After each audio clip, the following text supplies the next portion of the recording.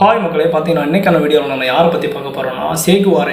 அர்ஜென்டினாவில் 1928 பிறக்கிறாரு. இவர் பார்த்தீங்கன்னா டாக்டர் படிப்பு படித்து முடிச்சிருக்கிறாரு.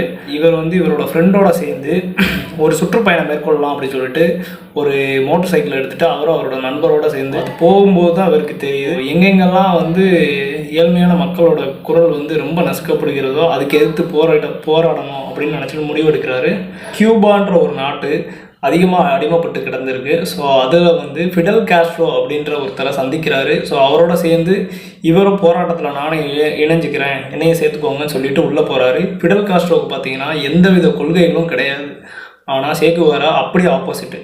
இவருக்கு அந்த ஒரு இதை எப்படி நம்ம ஒரு போராட்டத்தை கொண்டு போகணுன்ற அதோட தெளிவு எல்லாமே அவருக்கு தெரிஞ்சிருந்திருக்கு.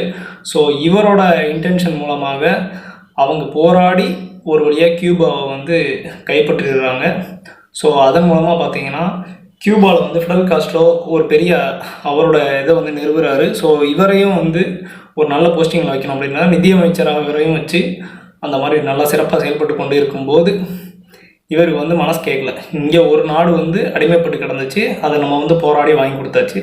ஸோ இது மாதிரி எத்தனையோ நாடுகள் அடிமைப்பட்டு கிடக்கலாம் அப்படின்றதை மனசில் வச்சுக்கிட்டு ஸோ பக்கத்தில் இருக்கிற காங்கோ அப்படின்ற இன்னொரு நாட்டோட அடிமைப்பட்டு கிடக்காங்க, அவங்களுக்காக நம்ம போராட போகலாம் அப்படின்னு சொல்லி முதலாளித்துவத்தை எதிர்த்து போராடுறதுக்காக போகிறாரு. பட் அது ஃபெயிலியரில் முடியுது.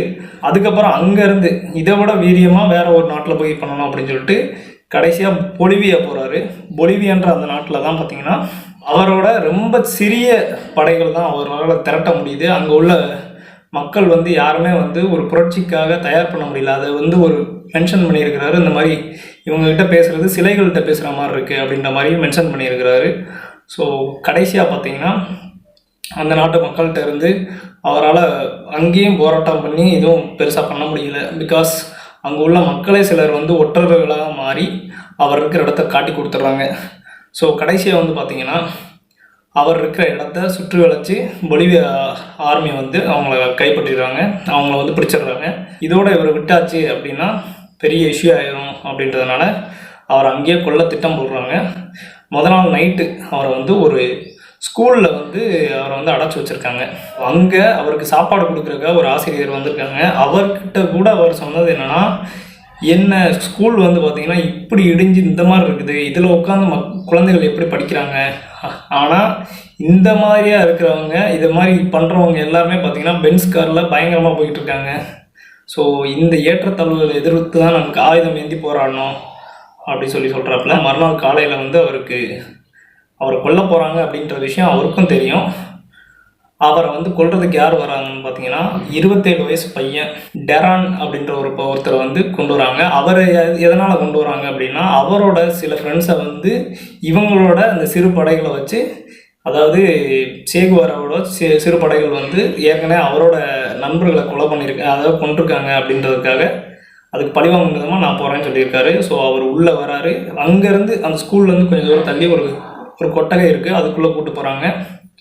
அங்கே போனோடையும் சேகுவாரா சொல்கிற ஒரே வார்த்தை என்னென்னா, வா கோலையே, என்னை உடனே கொன்று. உன்னால் சேகுவாரான்னு நினச்சா என்னை கொல்ல முடியாது, நானும் ஒரு சாதாரண மனிதன் நினச்சி என்னை கொன்றுன்னு சொல்லி கொல்ல வந்தவனுக்கும் தைரியத்தை ஊட்டி அவன் கையால் 9 முறை சுடப்பட்டு இறந்திருக்காரு. உலகின் எந்த நாடு அடிமையாக கிடைக்கிறதோ அந்த நாட்டுக்கெல்லாம் போய் போராடணும்னு நினச்சி உயிர் நீத்த ஒரு மாவீரர் அவர் தான் சேகுவாரா. தெரியாதவங்க தெரிஞ்சுக்கோங்க. இந்த வீடியோ உங்களுக்கு பிடிச்சிருந்துச்சுன்னா மறந்துடாமல் லைக் அண்ட் சப்ஸ்கிரைப் பண்ணிட்டு பாருங்கள். நன்றி, வணக்கம்.